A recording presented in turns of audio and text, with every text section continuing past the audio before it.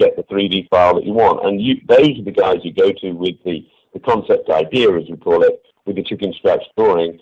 And then what you do is you have an interview with the designer, and that can be either by phone, Skype, or in person, and he would basically draw out, your design from a bit more detail about the design and what you're trying to achieve.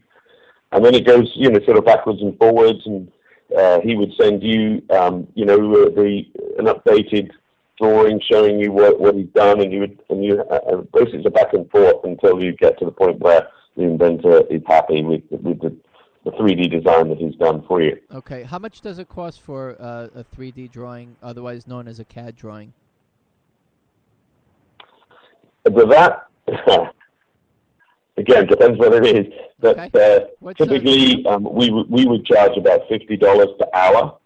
Okay. Now, let me just try and, let's say we were going to do a coffee mug. Yep. A coffee mug would probably take a good designer an hour. But if we were going to let's go back to our hairdryer with quite a few elements in there, that might take 4 or 5 days. And you're talking on a hairdryer. So you can, you're talking about the outside part of the hairdryer, right? Yeah, and also some of the internal structures where you would have the screws to hold the PCBs together. There would be a bit more to it than that, because they would need some research work, which might be a few extra hours. But just to give you a rough idea of what time it would take to do, CAD drawings. So. Okay, very interesting. So from this CAD drawing, Nick, you take this, and now you're going to give us a quote. And the quote is based on, and if you can explain to us what tooling is, or molding, we hear these couple terms, and then also the manufacturing quote.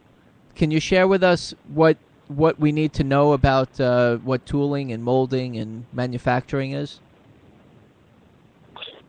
Sure. Once you've got, obviously, your design finalized and you have your CAD drawings, your 3D SolidWorks drawings, and perhaps a prototype, that's at the point where you can start to get the quotes for tooling and for the mass production price. Now, it obviously depends. Tooling is not always required.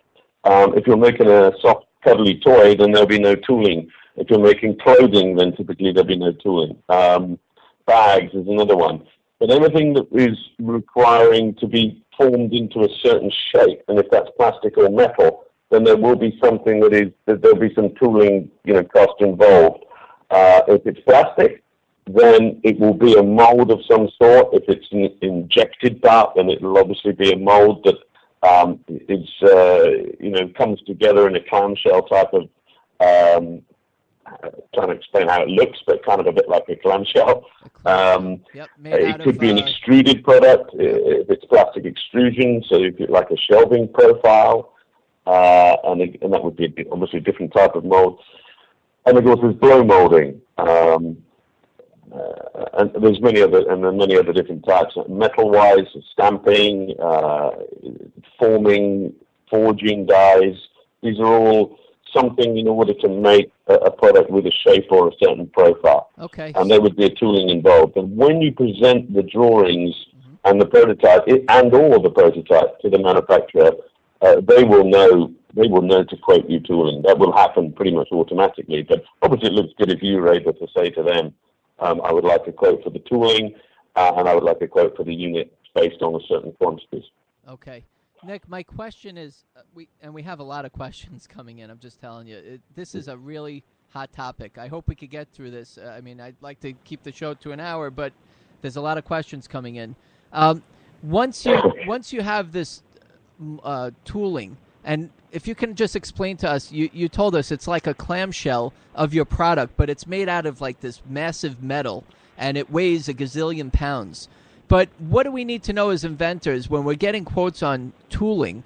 Because we hear some outrageous, we think it's outrageous because it could be $50,000, $20,000, $10,000. This is like the real investment into your product. This is basically where the machine is going to take your product, fill it with plastic or whatever it is, make your product, and just keep going through the process. So there's cavities and there's cavity molds, if it's 2 cavity, 4, all these things, the volume of how much it can actually output If you can just give us a really quick summary of what we need to be aware of when we're quoting tooling. That is a very good question, Brian. It is also complex, but I'll try and be as simple as I can. When it comes to tooling, the first thing that you need to do is to ensure that you will own the tooling. So that's the first thing you need to do, because if something goes wrong and you don't like that manufacturer, you want to pick up that tooling and move it elsewhere.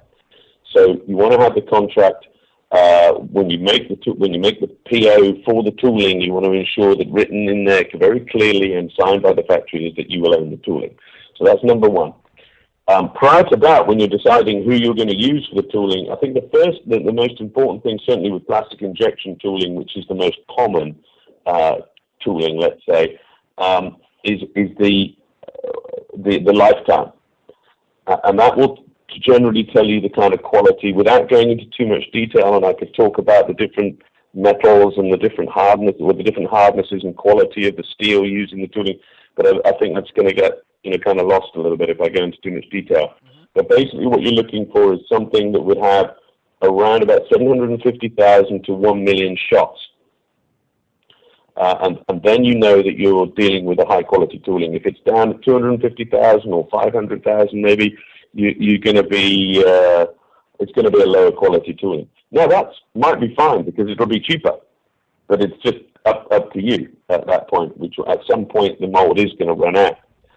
Now, what you can also negotiate, and just put into that, is you could say, if I do get to that number of shots, I want you the factory to replace the mold for free. Okay.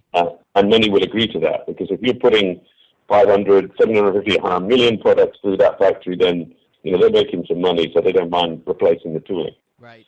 So that's another point you can make. Thank you, Nick. When it comes to the cavities, the thing that you need to understand is that there's a certain finite amount of time. There's 24 hours in a day, and in that set of 24 hours, the mold machine can open and close, or can close, shoot in the injected plastic, and then open again a certain number of times. It's obviously finite. When you have a cavity, when you have a one cavity mold, every time the machine is closing and opening, you're producing one product. If you have an 8 cavity mold, then every time the machine, the mold closes and opens, you have 8. So your output is obviously 8 times faster, and the product is considerably cheaper, because even though the material is, say, the raw material cost would be the same, the processing cost is obviously a hell of a lot cheaper. So that's what you've got to consider when you're talking about cavities. Now, the offside of on the other side of that is, of course, to make an 8 cavity mold is a lot more expensive than to make a 1 cavity mold. So you have to ask the factory, well, if I make a 1 cavity mold, what is my output, my monthly output, and what is the cost of the mold, and what's the cost of the product? And if I have an 8 cavity or a 4 cavity, whatever you want, what is the cost of the mold, what's my capacity, and what's my unit price? And you have to do a bit of research then with your market and decide how many am I going to need? So there's no, I can't give a definite answer. It really depends on you and your market. This is so interesting. I know that the inventors are loving this. I mean, this is some really valuable information. Thank you very much, Nick. You're welcome, man. And let's see if we can keep going through this. Now we talk about and when this is one of the biggest investments that we're going to make, is to make this tooling or molding. Do we need to be in the country looking at this, or meeting the people that we're going to be working with? I mean, let me just, you know what, Nick? I've been doing this for a while also as an inventor, manufacturing products. I've never been to China once. I've never been to Mexico. I've never been to India. I've done all different types of things, textiles, plastics, and I talk to everybody on Skype. It's fantastic. I mean, I get tours of the factory on Skype. They walk around with their laptop. What's your experience with that? Do you have a lot of inventors from the United States or I should say, companies here that manufacture with you? Do they come to visit your factory? Well, I would say if you're going to do it yourself and go down that route, then you should go to China. You should go and visit the factory. Mm-hmm. Now, you've obviously done it a different way, and that's very impressive. But certainly, if it was me, I'd be going there. If I'm going to be using a company such as China to West, then I may or may not go. And sometimes it can be useful for us to have the customer over, especially if, at critical times, and you're under time pressure and you want and the products, let's say it's like in development, then it can speed things up having the customer right there. But typically, if you use a company like China to West, you wouldn't need to go to China. That would be the whole point of using a company like us. But I say, if you were going to do it yourself, and if it was me doing it myself, then I would certainly go to China at critical parts of the production. But it's not essential, as you've proven yourself. Well, you just it's all about research again. Who it is, if my friend went to China and worked with your factory, then he told me all about it already, and I kind of have the trust of continuing to move forward. That's the thing. Many inventors are always just kind of put a halt or just stall what they're doing because they're just hiding behind their idea, and it's really something you have to keep moving forward and keep talking to people, and just once you have that protection, and obviously you have to do the best you can to get intellectual property protection, but not all inventions can get intellectual property protection. So like one of our listeners we're talking about trademarks. So you can have a product that is a combination of two products, or it could be something that already exists that after 20 years it's public domain, so you can make the same product that's out there already. You can put a trademark on it and have a certain name and be able to work with your factory or another factory, manufacture it, do the packaging under a certain name, and you can make a living doing that also and selling the product, right? Absolutely. Yeah. I didn't mention trademarks, but and that was I should have mentioned them. That is actually a very good way of protecting yourself, or at least in having once you get that brand recognition and the trademark protects that brand recognition, then being first to market or having a product that people like and that sells, then having that trademark is essential. Sure. Well, anybody can come up with a different name. If you have a design patent, like one of the listeners were working on the chat here, if you have a design patent or you have a trademark, people can come up with a different design because the design patent is ornamental. A trademark is a name. You come up with a different name and you get a trademark. So, it's limited protection, whereas a non-provisional patent, otherwise known as a utility patent, can give you more protection with any type of product coming into the country. But let's keep going, Nick. So we end up having this product, and we present it to you. You give us a quote on the tooling. You give us a quote on what the volume is going to be, what the unit cost is going to be based on a certain quantity, and what type of material you're going to be using. And then what happens next is most likely it ends up getting paid for, and you send a pre-production sample, right? And then there's a little bit more tweaking that goes on. And then comes the time where you pull the trigger and you say, okay, I'm ready to go. Now, is it a myth or is it a fact that I have to do some serious volume if I want to work with a company in China, let's say, as opposed to working with a company doing a short run?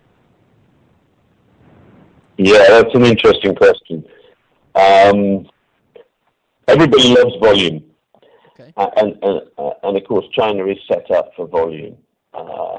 That's what it does well. Right. Is it about the container though? Is it because I have to fill up one of those massive containers that go on the back of those tractor trailers? Do I have to fill one of those? No, you don't. There would be it's a bit of a myth, really. A minimum order quantity, or the MOQ that you'll see. There is no such thing as an MOQ. That's a fact. What the MOQ means it is the number at which the factory is comfortable to produce and the